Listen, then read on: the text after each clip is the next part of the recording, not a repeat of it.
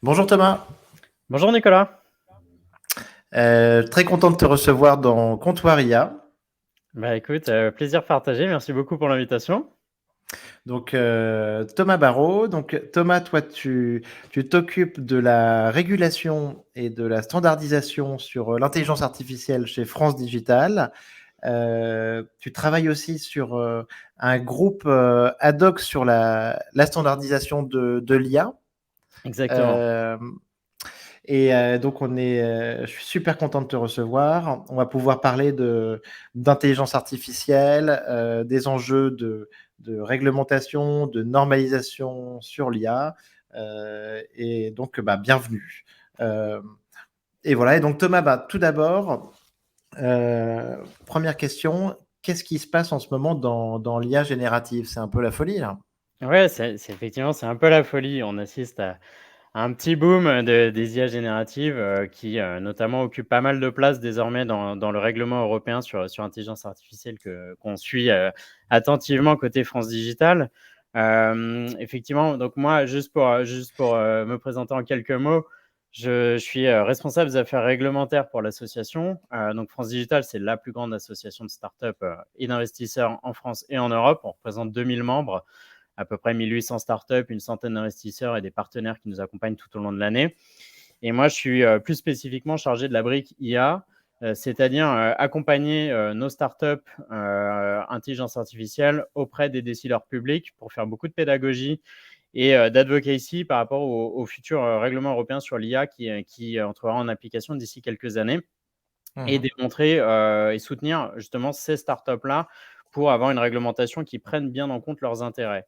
Et en parallèle, effectivement, tu l'as très bien dit, je suis dans les instances de normalisation, c'est-à-dire que je m'occupe justement de tous les futurs standards qui demain s'appliqueront autour de l'intelligence artificielle en matière de robustesse, de gouvernance des données, de risques, etc., à la fois au niveau français et au niveau européen. Donc au niveau européen, je pilote un ad hoc group justement dédié aux besoins des startups et des PME Mhm. pour justement bien prendre en compte leurs intérêts et faire en sorte que ces normes justement soient actionnables pour ces startups le plus facilement possible afin de leur permettre de continuer à innover et de se développer. Hmm. Alors, génial. Et alors, donc Thomas, peut-être pour revenir juste sur ton parcours, comment est-ce que tu es tombé dans l'IA? Comment est-ce que je suis tombé dans l'IA? C'est une super question. En fait, il y a plein de petites briques dans mon parcours qui ont fait que je me suis intéressé à l'intelligence artificielle. Tout d'abord, moi, j'ai un parcours assez standard pour les affaires publiques, c'est-à-dire que j'ai fait Sciences Po à Rennes. Et ensuite, j'ai fait un master spécialisé à Centrale Paris et à l'EM Lyon, justement pour avoir cette brique un peu techno et un peu plus industrielle. Donc, c'est à ce moment-là que j'ai commencé à mettre le nez, disons, dans les technos de haut vol. Et après, j'ai commencé ma carrière dans un cabinet d'avocats en charge des analyses stratégiques. Et il s'avère que c'était au moment de l'arrivée un peu massive des legal tech sur le marché. Donc ça tombait bien, Mhm. je suis vite tombé dans le bain parce que l'objectif était d'analyser justement le business model de ces boîtes-là et savoir ce qu'on allait globalement en faire sur le marché juridique. Quand tu parles des legal tech, tu as quelques exemples? C'est Ouais, ouais, complètement. doctrine, Ouais, ouais, ce qui est marrant, c'est qu'en notamment? fait, c'est des startups qui en plus sont, ou des scale-up qui sont en plus chez France Digital, qui sont dans la task force dédiée en plus de France Digital, des Legal Tech. C'est des boîtes comme Lexbase, c'est des boîtes comme Doctrine, et pardon pour toutes les autres, j'en cite que deux, mais c'est les exemples qui me viennent. Mais effectivement, c'était à ce moment-là. Et en fait, chaque brique de mon parcours a fait que je me suis intéressé à ces sujets-là. Quand j'étais collaborateur parlementaire, il s'avère qu'il y avait l'Institut Matrice qui est dans le 15e arrondissement, qui est un institut de formation, de reconversion autour des enjeux du numérique et également de l'IA. Donc c'est vrai que petit à petit, l'oiseau fait son nid et je me suis mis à m'intéresser de plus en plus à ces questions-là. Et aujourd'hui, je suis vraiment ravi et honoré de pouvoir justement soutenir et accompagner les startups, les brillantes startups de l'IA qui justement ont des solutions complètement innovantes à apporter demain. Et tu me parlais des IA génératives et ce qui se passe en ce moment. C'est un véritable boom. Nous, on a sorti un mapping France Digital Bien des sûr. Alors, startups. j'allais t'en parler. Mais moi, j'ai surtout entendu parler de toi et de France Digital fortement il y a grosso modo un mois autour de l'événement que vous avez organisé, la FD3, la Ouais, France Digital D, qui était un super event et qui a mis vachement en avant les startups de l'intelligence Ouais, artificielle générative.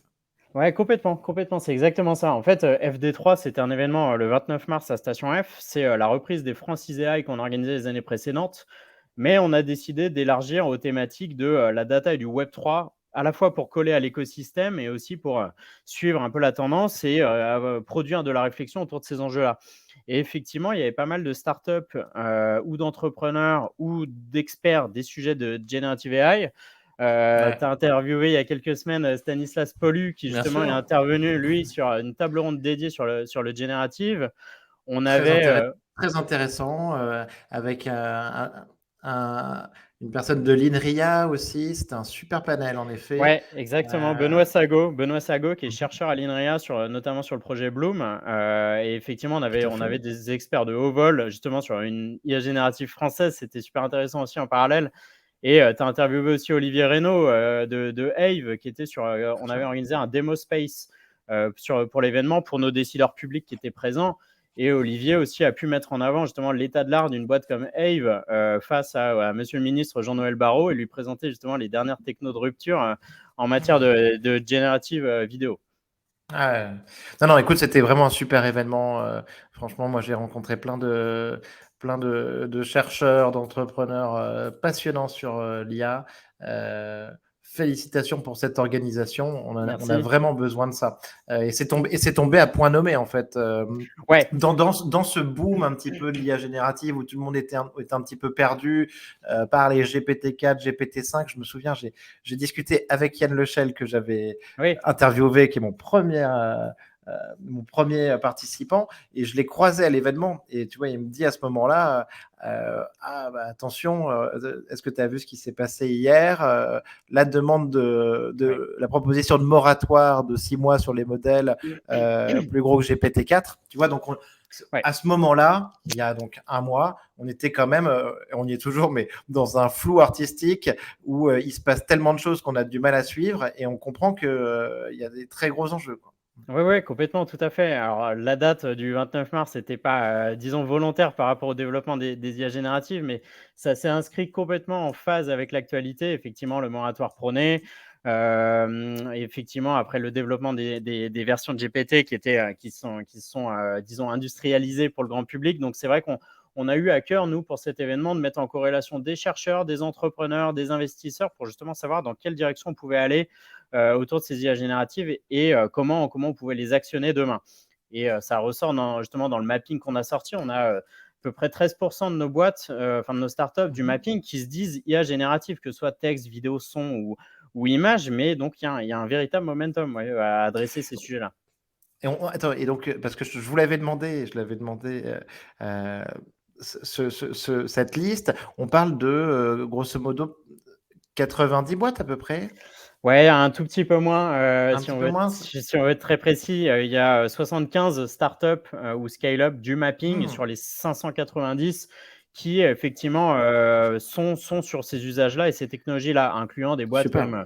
comme justement Ave, Lighton, MWM avec la solution STEMS. Enfin voilà, donc c'est vrai qu'il y a une vraie volonté de ces acteurs de justement de développer ces technologies-là. Très bien. Donc, non, bah, c'est super intéressant. 75, t'as dit, ou Oui, 76 à ce moment-là? 75, ouais. 75, bah, 75 sur l'IA générative, ça veut dire qu'il se passe quand même vraiment quelque chose. Donc, sur les exemples intéressants, oui, on a Hive, Lighton, dont on parle souvent, que Ouais. j'ai reçu ici. Euh, t'as d'autres noms de boîtes, ouais, justement, qui percent un petit peu? Alors des noms de boîtes en tant que tel, je pourrais en avoir plein. Disons, en fait, c'est plutôt les usages. Moi, je trouve enfin, Ok. outre les Des usages? boîtes, ouais, enfin, c'est plus j'ai plutôt envie d'accentuer là-dessus. C'est-à-dire que c'est des j'ai envie d'accentuer sur le fait que ces startups-là, ces scale-up-là, elles ont vraiment une solution à apporter demain à tout un chacun d'une certaine manière. Et donc, en fait, parler de solutions en tant que telles, technologiques, c'est hyper important évidemment, mais moi, j'essaie toujours de corréler ça aux enjeux derrière auxquels on peut y associer. C'est-à-dire des enjeux sectoriels notamment. Et demain, moi, ce que je rêve de voir, c'est justement des startups ou des scale-up qui vont s'engager et qui s'engagent déjà sur les sujets de l'agri-food, sur les sujets de la santé, de la Ouais. e-santé, de la medtech, pour justement apporter des solutions qui peuvent apporter, disons, une déclinaison complètement opérationnelle à tout un chacun, à tous les citoyens, pour justement des palliatifs ou des curatifs à des maladies, révolutionner notre approche de la nourriture et de notre production alimentaire pour justement faire face aux enjeux écologiques. Donc, c'est vraiment les tendances qui se dégagent. Nous, Ouais. enfin, je ne vais pas parler du mapping pendant tout notre échange, mais c'est vraiment des tendances de fond qu'on aperçoit. C'est-à-dire les acteurs, les startups et les scale-up se sectorialisent de plus en plus. Elles ont vraiment envie Mmh. d'axer sur un usage ou sur un secteur en particulier pour justement valoriser leur technologie et apporter au bien commun. OK. Non, non, mais je vois très bien et tu as tout à fait raison de parler de secteur. En effet, si on prend sur, le legal tech, le médical, la santé, on pourrait parler des ressources humaines, Complètement. de l'emploi sur lequel il y a plein de sujets. C'est une bonne manière, de voir les choses. Ce que je voudrais savoir donc, toi Thomas, donc quand tu as vu, ChatGPT, tu t'es dit vraiment qu'il se passait quelque chose, à titre perso? Alors oui, oui, bah, on va pas se mentir, oui, oui, complètement. Alors, d'aucuns diraient, effectivement que ces usages-là et ces technos sont connus dans le milieu des chercheurs, des entrepreneurs depuis assez longtemps et c'est vrai. Mmh mh. Mais, le grand public les a découverts en, fin 2022, disons au moment des fêtes de Noël. On s'est tous amusés à jouer sur ChatGPT. Je me suis absolument fait berner moi-même sur certaines photos, produites par Midjourney, notamment celle du pape avec sa grosse doudoune. Enfin, je donc effectivement, je ne sais pas si c'est une révolution en tant que telle, et les plus brillants esprits de l'écosystème ne parlent pas forcément de révolution en tant que telle, mais c'est vrai que c'est une évolution assez structurelle et qui permet à tout un chacun de s'approprier, pardon, c'est le terme que je voulais utiliser, de s'approprier une technologie qui Ouais. restait assez intimiste ou qui était dans certains milieux cloisonnés malgré tout. Et ce qui fait que là, désormais, l'intelligence artificielle, tout le monde en parle. C'est-à-dire que même ma maman qui n'y connaît rien s'est mise à me parler d'intelligence artificielle du fait de mon métier, certes, mais s'est mise à me parler d'intelligence artificielle parce qu'elle a vu GPT, elle a vu Midjourney, et cetera. Et donc effectivement, maintenant, tout un chacun sait, pardon, ce qu'est l'intelligence artificielle, ou au moins on a une vague idée. Alors, je suis tout à fait d'accord, c'est pour bah, là-dessus, OpenAI, a joué un rôle incroyable. Tu as raison sur l'appropriation, c'est un très bon mot, et sur la démocratisation de Ouais, l'usage.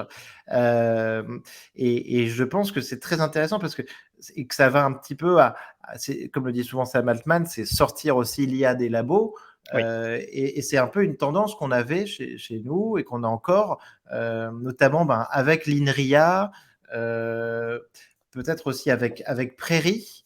Peut-être Ouais. que tu peux nous dire un mot sur Prairie, Thomas, parce que j'ai pas pu interviewer encore Isabelle Rille, même si je suis en contact avec elle.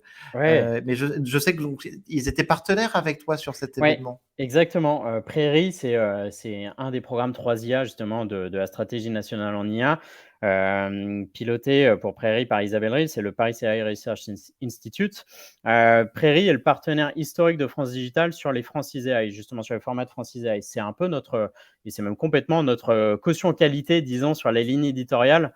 On a eu des échanges, au long cours avec Isabelle Rille, justement pour monter le projet de FD3 sur la brique, IA Data spécifiquement, avec l'objectif de lui faire valider justement ces thématiques-là, les sujets des tables rondes, aussi challenger avec elle les interlocuteurs et interlocutrices qu'on souhaitait contacter pour animer ces tables rondes-là.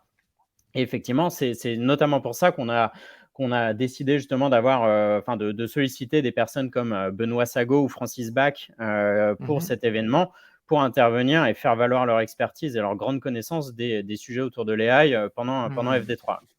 D'accord. Hem et alors, et donc bah, des supers intervenants, et pour comprendre sur, l'organisation aussi, tu vois? Je vois qu'il y a le hub, Francia de l'autre Oui. côté.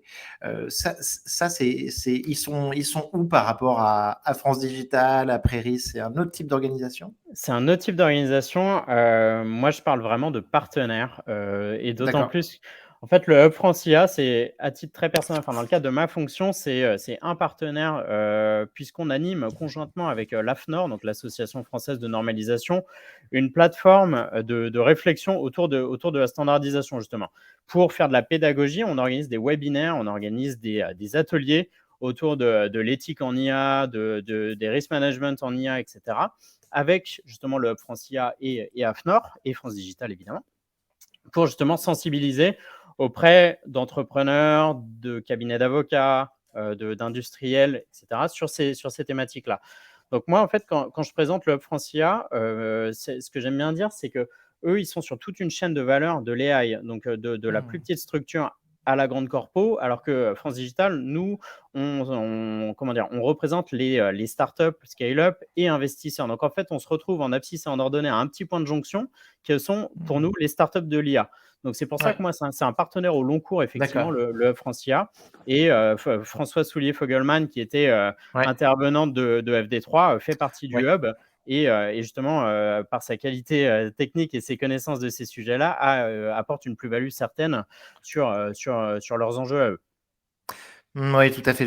J'ai vu leur rapport, leur note sur, Oui, ChatGPT qui est, super intéressante ouais, tout à fait. et je pense qu'on a beaucoup de chance de l'avoir. J'aimerais bien l'interviewer ici, parce qu'en lisant le bouquin de Yann Lequin, en tout cas, elle est mentionnée, citée, très régulièrement. Donc, Françoise, Soulier, ouais, c'est vraiment une référence, Ouais, sur le tout à sujet. fait. Mmh. Hem Alors, j'aimerais bien avoir ensuite, un petit peu Thomas, toi, ta vision de l'écosystème, GAFAM, OpenAI. Comment est-ce que tu vois ça? Et pour toi, comment est-ce qu'on se positionne par rapport à ça au niveau français et européen? Alors, c'est une question qui est assez vaste et même compliquée, j'ai envie de dire.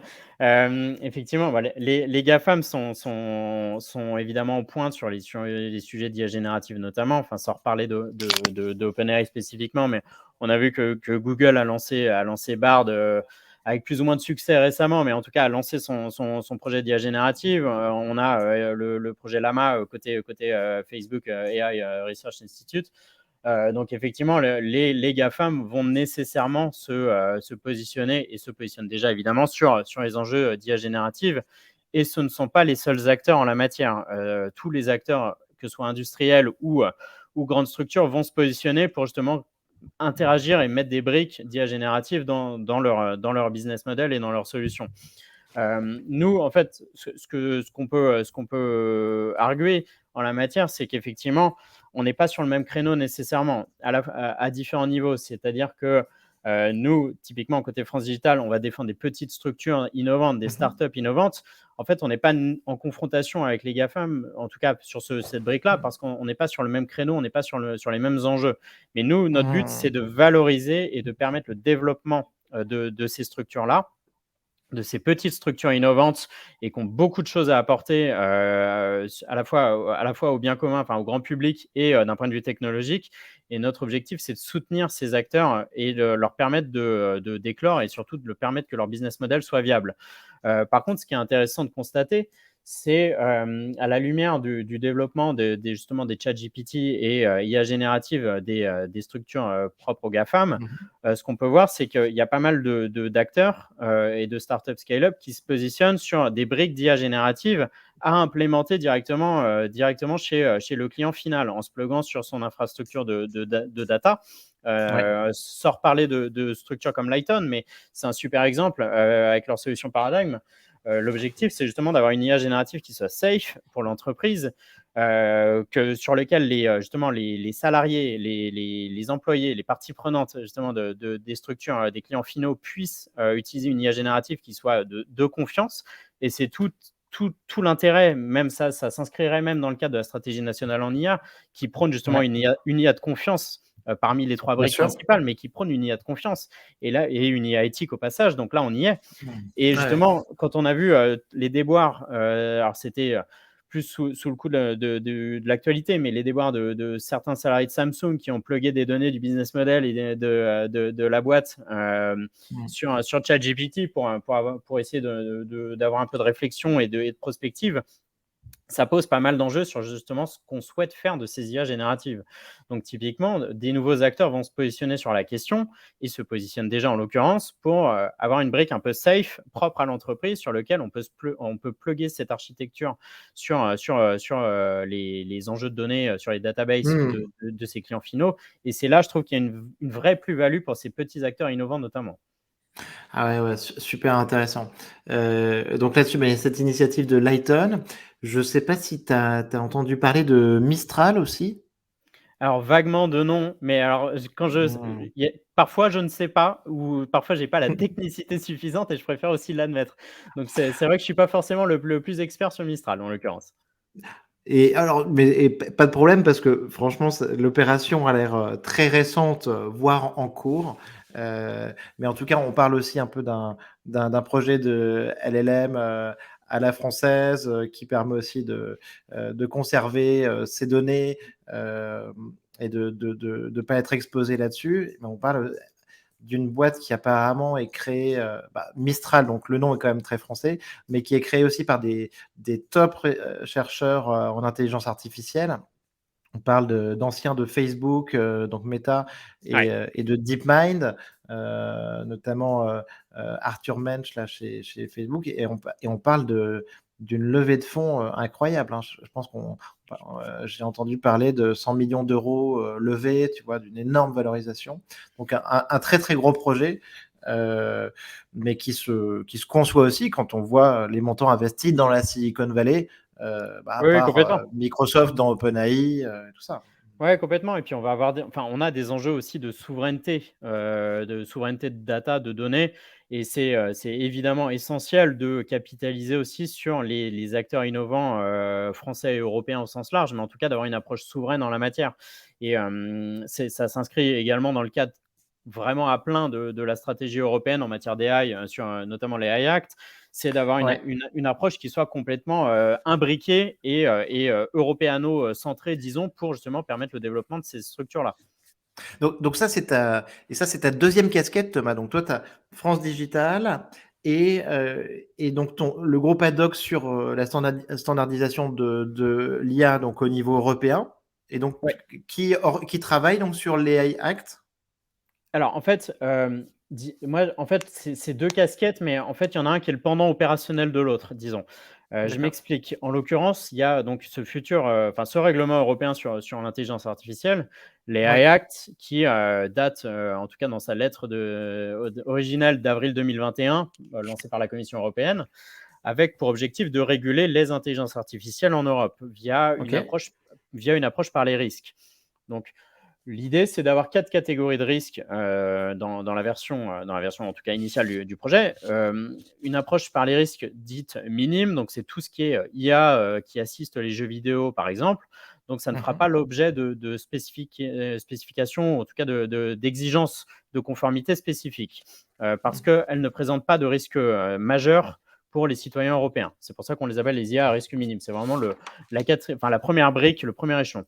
Ensuite, il y a ce qu'on appelle les IA à risque faible. Mhm. C'est des IA qui ne sont pas considérées comme étant à risque spécifiquement pour les citoyens européens, parce que c'est vraiment le grand mantra de la Commission européenne initialement, c'est de protéger les citoyens européens et que les citoyens justement se saisissent de ces technologies-là, mais dans un cadre de confiance. Donc, qu'elles puissent utiliser ces technologies à bon escient. Donc l'approche des IA à risque faible, donc ces structures-là qui se retrouveront dans cette catégorie-là devront faire preuve de transparence sur l'utilisation des systèmes d'algo, sur de la supervision humaine derrière, mais voilà, ce sera plus des requirements à minima. Ensuite, il y a une catégorie qui est un peu le cœur du réacteur, moi je l'appelle comme ça, de l'AI Act, qui est la catégorie dite à haut risque. C'est toute une liste de secteurs, c'est carrément une liste dans les annexes du Mhm. document qui D'accord. feront l'objet demain d'exigences de conformité fortes en matière de gouvernance des données notamment. Et c'est là pour ça que je parlais de pendant opérationnel, c'est ces catégories-là, ces structures-là qui feront l'objet justement des standards et des certifications pour obtenir le marquage CE et pouvoir, in fine, commercialiser leurs produits demain sur le sol européen. D'accord. Et enfin, il y a une dernière catégorie, c'est les IA à usage interdit, prohibé. C'est des systèmes d'IA qui ne seront plus commercialisables sur le sol européen. Mais c'est clairement des solutions qu'on n'a pas envie de voir, type le scoring social pour demain pouvoir prendre le train, pour justement préserver la dignité humaine, pour préserver les libertés des citoyens européens. Donc ces usages-là seront complètement prohibés. On ne pourra pas les commercialiser sur le sol européen.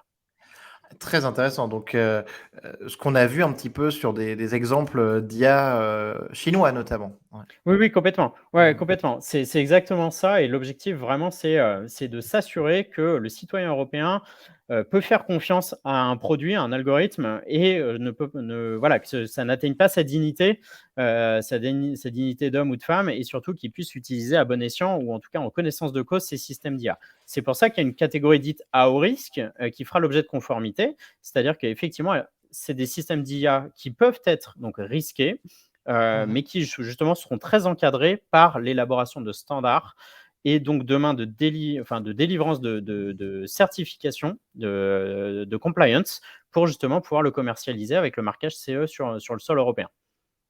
Très bien. Super intéressant. Écoute, j'étais pas au courant de tout ça. ChatGPT, c'est dans quelle catégorie?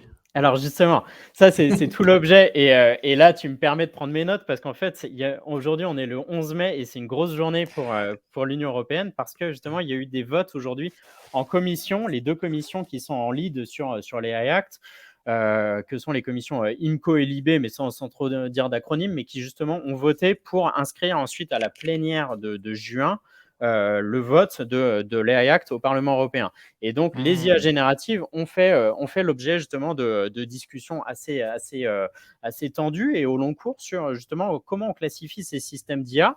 Et donc, effectivement, pour ce qu'on appelle les General Purpose AI Systems, on Mmh. aura des obligations justement de transparence. Ouais. Donc, ça veut dire que les providers de systèmes d'IA devront collaborer avec les opérateurs en aval de la chaîne de valeur. Parce que, comme son nom l'indique, c'est des General Purpose AI Systems, donc on ne sait pas effectivement quelle peuvent être la finalité de l'usage. Et donc, Mmh. si un opérateur en détourne l'usage et en fait un cas à haut risque, par exemple, ou pas forcément à haut risque, en tout cas, le provider initial, le fournisseur initial devra collaborer en termes de documentation technique notamment et d'accompagnement avec l'opérateur en bout de chaîne. Donc Mmh. ça, c'est une avancée assez significative justement de collaboration sur la chaîne de valeur de l'IA entre fournisseurs, intégrateurs et opérateurs pour justement voilà, sécuriser et encadrer au mieux ces usages. Ah ouais, très bien. Heu, je comprends très bien. Le l'AI Act, il me semble que c'est pour 2025, c'est ça? Ouais, tout à fait.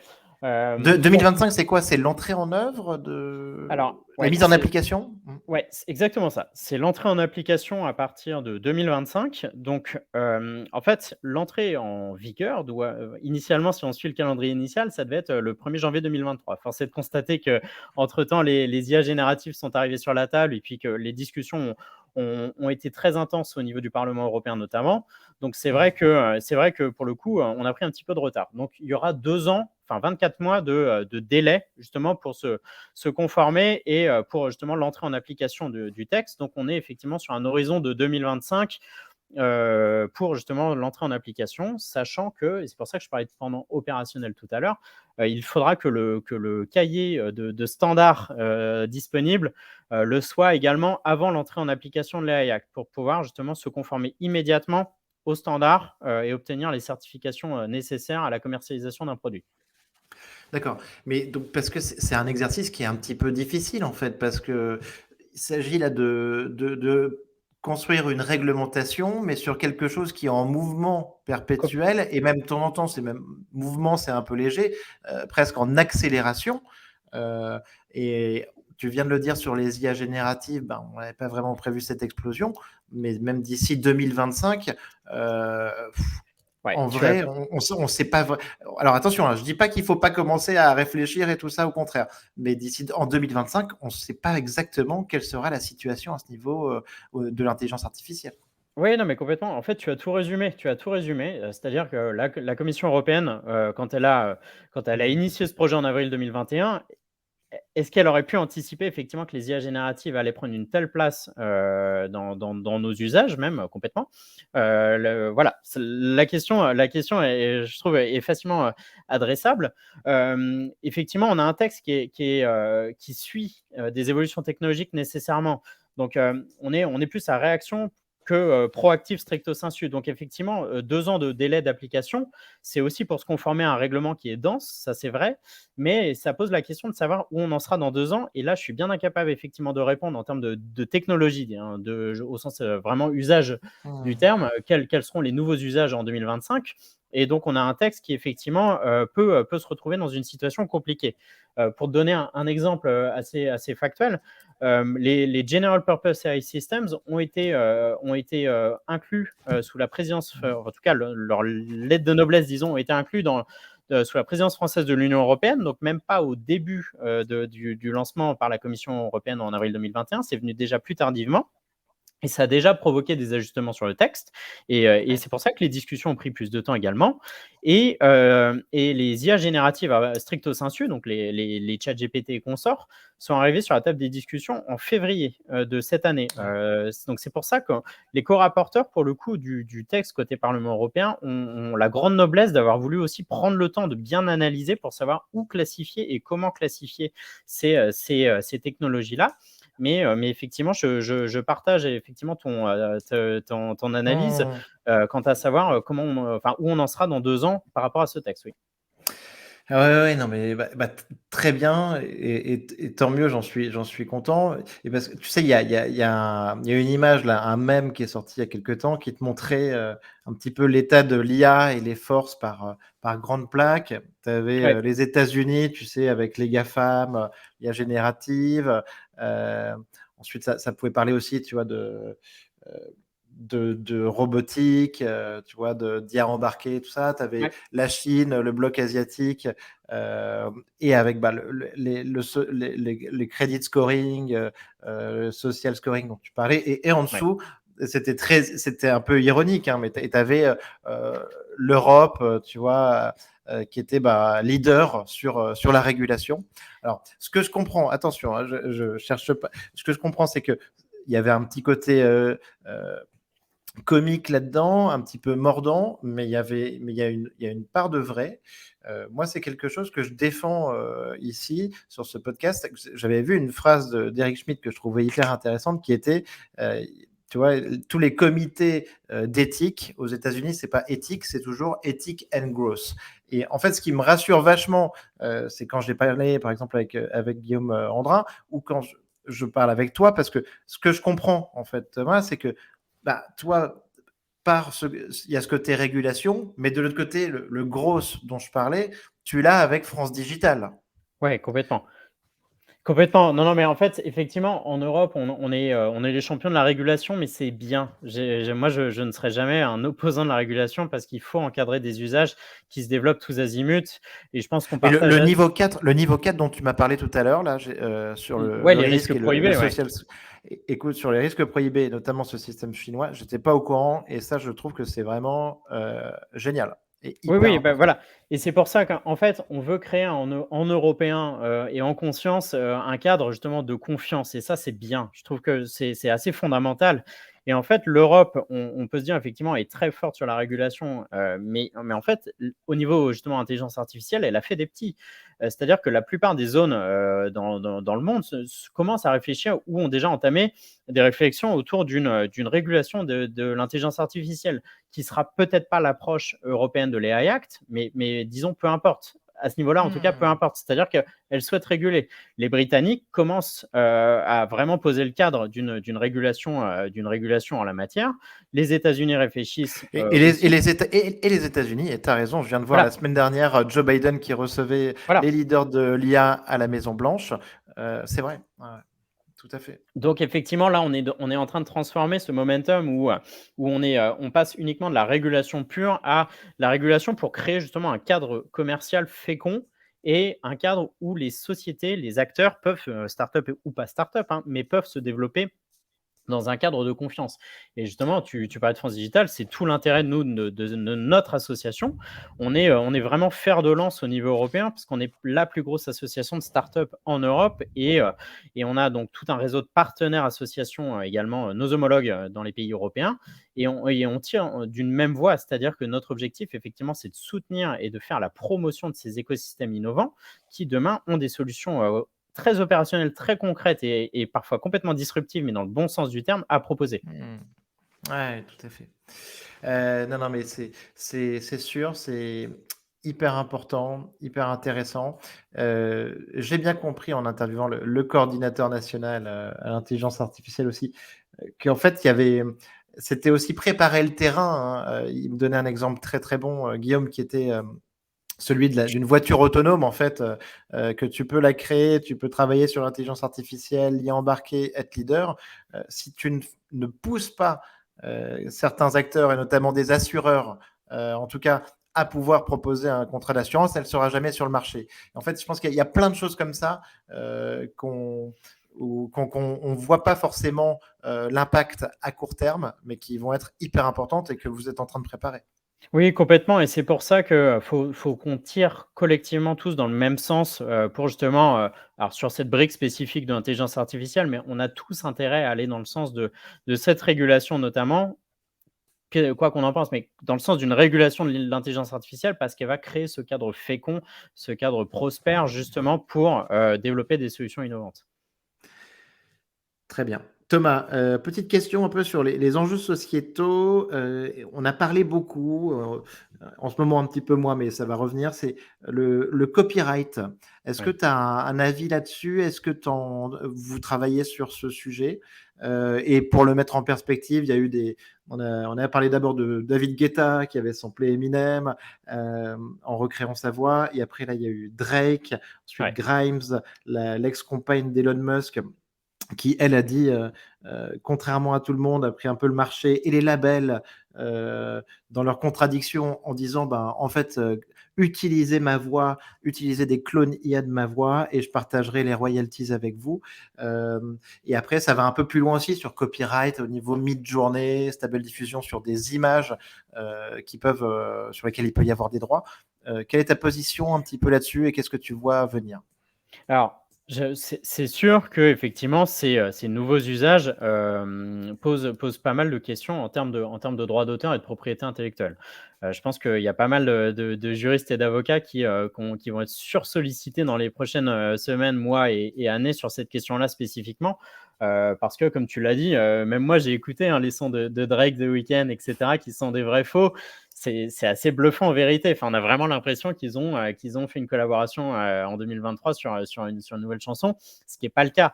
Et donc, effectivement, ça Quand pose. c'est pas Emmanuel Macron, président de la République, Ouais, du Aznavour.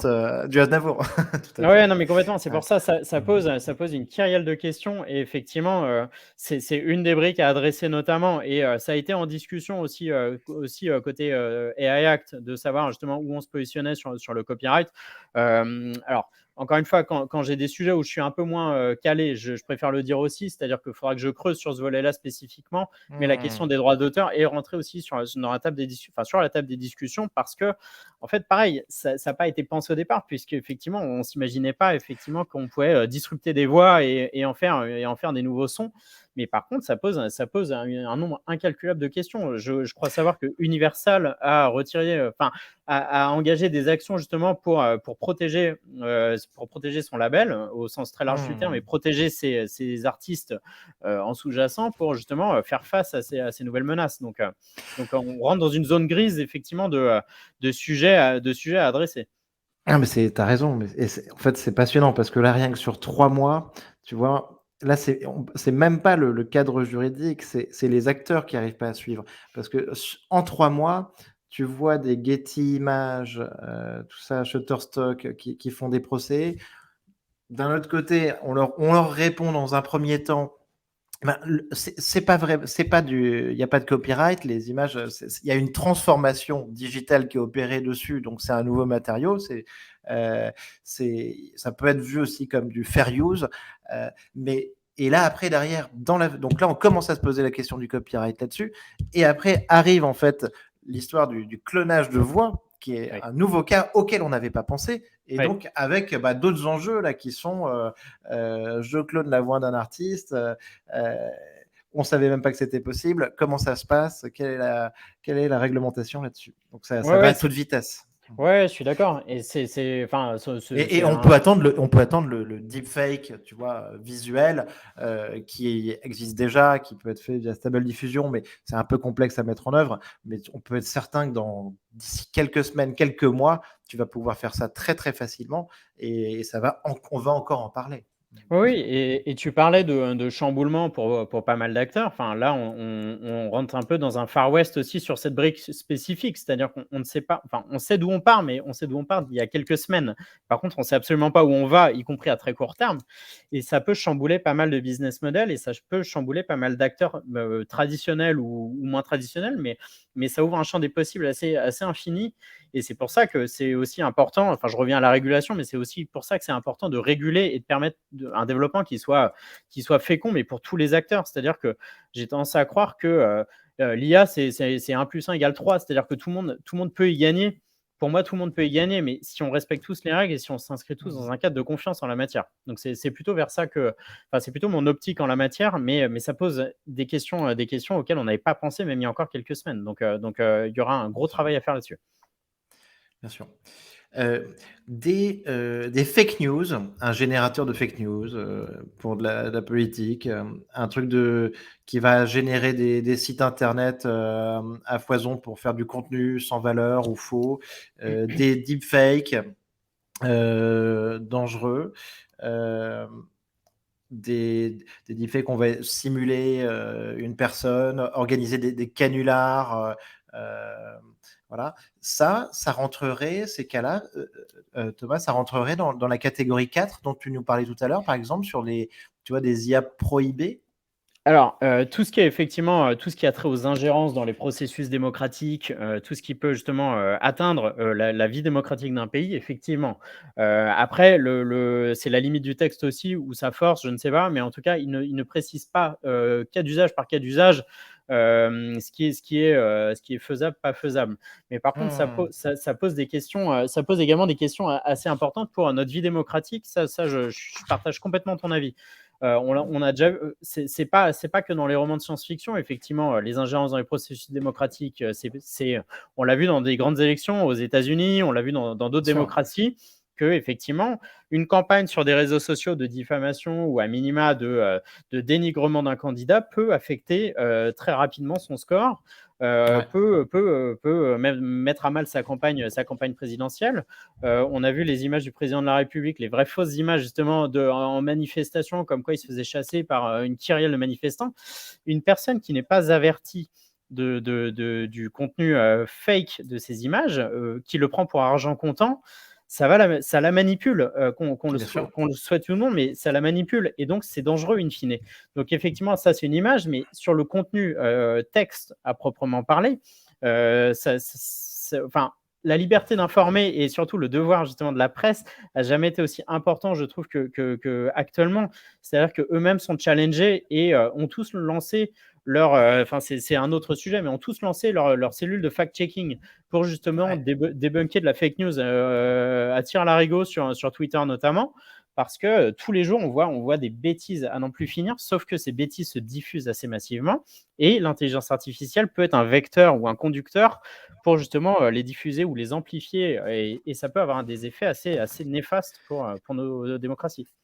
Ah, évidemment. Là-dessus, je te dirais qu'on peut imaginer que les élections américaines de 2024 vont être un petit peu un laboratoire, un premier cas d'école, hein, Ouais, complètement. et je pense que quand on parle de l'AI Act 2025, je pense qu'il y aura beaucoup de choses à retirer de ces élections 2024, et parce que les élections avant la date des urnes, hein, Oui, oui, tout à commenceront fait. avant justement sur ce qui va se passer, sur l'influence. Et on peut imaginer qu'il va se passer beaucoup de choses avec ChatGPT, Midjourney, Stable Diffusion, tous les outils génératifs. Euh, et je pense qu'il y a une grande peur de ça, de retomber sur ce que grosso modo les réseaux sociaux, les Cambridge Analytica avaient Oui. pu faire avec l'intelligence artificielle. Oui, complètement. Et je pense que tu as dit le mot adéquat. Ça va être vraiment une zone de test. Ça va être ces élections-là spécifiquement, dans ce cadre justement de développement technologique, vont être un bon curseur pour savoir justement comment on adresse ces problématiques technologiques face à notre vie démocratique. Ok, ben on va suivre ça avec beaucoup d'intérêt. Petite question Thomas, donc est-ce que toi tu vois des grandes possibilités, découvertes qui peuvent émerger de l'IA générative? Ou est-ce Alors, que tu espères ça? Enfin, ouais, je l'espère, secrètement et même pas secrètement, mais je l'espère effectivement. En fait, ces technologies, et je l'ai dit tout à l'heure, mais pour moi, elles doivent être au service de l'humain. C'est pas qu'un grand mantra, je dis pas ça, pour faire joli, mais ça doit vraiment être au service de l'humain parce que ça doit apporter de la valeur. En fait, les intelligences artificielles et l'IA générative en particulier doivent être vraiment un accélérateur, un facilitateur digital pour justement tout un chacun.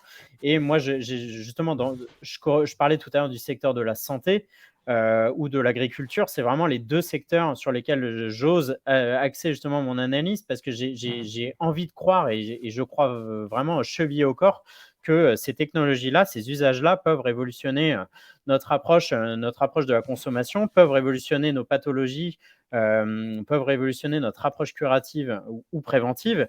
Et surtout, alors je ne dis pas que ce sera voilà, la condition sine qua non pour adresser les questions de changement climatique. Il faudra d'autres briques technologiques. C'est pas voilà, c'est pas un remède en soi l'intelligence artificielle, mais ça peut être un outil assez précieux et ça doit être un outil assez précieux pour justement adresser nos problématiques globales auxquelles on est tous confrontés pour moi. Bien sûr, bien sûr. Très important, très bon exemple sur le changement climatique. Un des cas qui, alors je dérive un petit peu, mais un des cas qui vient souvent aussi, hein, dont on commence à beaucoup parler, c'est justement les modèles qu'on entraîne aujourd'hui, essayer d'avoir une approche un petit peu plus frugale, notamment donc sur la capacité de calcul, arrêter donc la course au méga modèle pour consommer un petit peu moins en GPU et en Tout à énergie. fait. Ça aussi, c'est une tendance importante dans ce sens-là. Ouais. Ah bah complètement, ouais, complètement. Bah, alors déjà, il y a de plus en plus d'acteurs start-up et scale-up qui sont, des structures, impact by design, donc qui dans leur essence même, dans leur business model, mettent l'impact au cœur de leur activité et sur le volet, frugalité, ou data de synthèse, on a de plus en plus d'acteurs qui se positionnent sur ces créneaux-là. C'est pour ça que les deep tech qui sont notamment adhérents de France Digital et de ma task force, spécifiquement, enfin de mon groupe de travail, ont une vraie plus-value à adresser parce qu'elles peuvent proposer des solutions concrètes. Je m'explique. On a tous vu passer, alors c'est sans doute des fausses estimations ou des vraies fausses, peu importe en la matière, mais du coût des IA génératives, du coût quotidien des IA génératives, à la fois en termes de consommation et en termes d'énergie. Ouais. Effectivement, on a, nous, en France, et j'imagine ailleurs, des acteurs qui se positionnent sur les questions de frugalité, sur les questions de jeux de données de synthèse, sans trop donner d'exemples, mais ils étaient aussi à FD3 et c'est pour ça que j'en parle, mais des structures comme Another Brain, comme la Deep Tech 22, sont des exemples assez concrets de structures qui peuvent justement utiliser moins, mais faire mieux, pour justement, si ce n'est résoudre ces questions justement de méga jeux de données, et de consommation afférente, à minima, pour avoir un usage qui soit plus raisonné et apporter des solutions convenables en la matière. Ouais, ouais, bien sûr. Eh ben, super, merci Thomas pour ces exemples très intéressants. Euh, Petite question, donc, est-ce que toi, tu as une timeline sur l'AGI, l'intelligence artificielle généralisée? Alors ça, c'est une excellente question et je sais que tu as posé la question à Je la d'autres. pose tout le temps, bien Ouais, sûr. et je dois avouer, j'avais pas préparé cette question spécifiquement. Donc non, c'est pas en vrai, moi, encore une fois, j'ai une approche complètement modeste et pragmatique en la matière. Donc désolé, ce sera pas une réponse convenable en la matière, mais moi, je suis pas un technicien de l'IA à proprement parler. Je suis pas un chercheur et j'ai pas cette essence-là. Moi, je suis ce que je me définis comme un tiers de confiance des acteurs, justement, eux, techniciens, parce que moi, je les mets en corrélation avec des décideurs publics, avec des investisseurs, avec des chercheurs pour justement créer des solutions de demain. Donc c'est vrai que je suis un entremetteur en la matière et j'ai pas prétention justement à avoir un avis ou à challenger des avis de justement des plus brillants esprits de l'écosystème en la matière. Non, non, mais cette position est très importante. Le travail que tu fais est très important aussi. Et je te demande pas non plus d'être voyant, donc ta réponse me va très bien. Dernière question, Thomas, c'est le livre ou le film de science-fiction que nous recommandes. Bah, je vais pas être très, je vais pas être très, très innovant en la matière, mais moi j'ai toujours été fan des Matrix, typiquement, donc Incroyable, incroyable. Au début, personne ne me le sortait. Maintenant, à chaque fois, on me ah le ouais? donne, Matrix. Ah ouais, non, Sachant bah, que, enfin, sachant que moi, j'aime beaucoup aussi. Ouais, non, non, bah, très Matrix, bien. ouais, ça me vient Mm, spontanément en tête. Et mm. après, alors c'est pas de l'IA spécifiquement, c'est plus de la robotique et là tu vas rire, mais moi je suis un fan d'Iron Man typiquement dans les Bien Marvel, sûr. donc effectivement, enfin c'est plus ce volet-là. Donc si je recommande un film, c'est Iron Man Bien sûr. et on va dire les Matrix, quoi. Super, mais écoute, ça me va très, très bien. Et non, non, mais et tu vois, je suis d'accord et Iron Man, tu as quand même, une vision de la technologie quand même. Si tu regardes un Ouais, petit peu les labos le labo du héros, Jarvis, son assistant ouais, personnalisé, tout ouais, ça, complètement. heu, bah, c'est quelque chose où on n'y est pas encore, et en plus, justement, ce qui est intéressant, c'est que on n'est pas c'est pas dystopique, c'est pas parce que c'est quelque chose qui lui permet de faire des créations. Alors après, on parle aussi souvent de problèmes d'armes, Ouais. le méchant veut toujours utiliser ça à des fins peu souhaitables, mais à la base, en tout cas, son labo, sa création, c'est plutôt utopique et pas dystopique à la Black Mirror. Donc, je pense que c'est un Ouais, peu complètement. Ouais, je partage effectivement ton analyse en la matière, ouais. super. Thomas, merci beaucoup. C'était un plaisir d'échanger avec toi. Bah, Et, plaisir partagé, Nicolas. et je te dis à très bientôt parce que je suis sûr que sur ces sujets, on aura l'occasion de se reparler. Et Voilà. bah, avec grand plaisir et merci infiniment. Salut Thomas, à Salut, bientôt. bonne journée. Au revoir.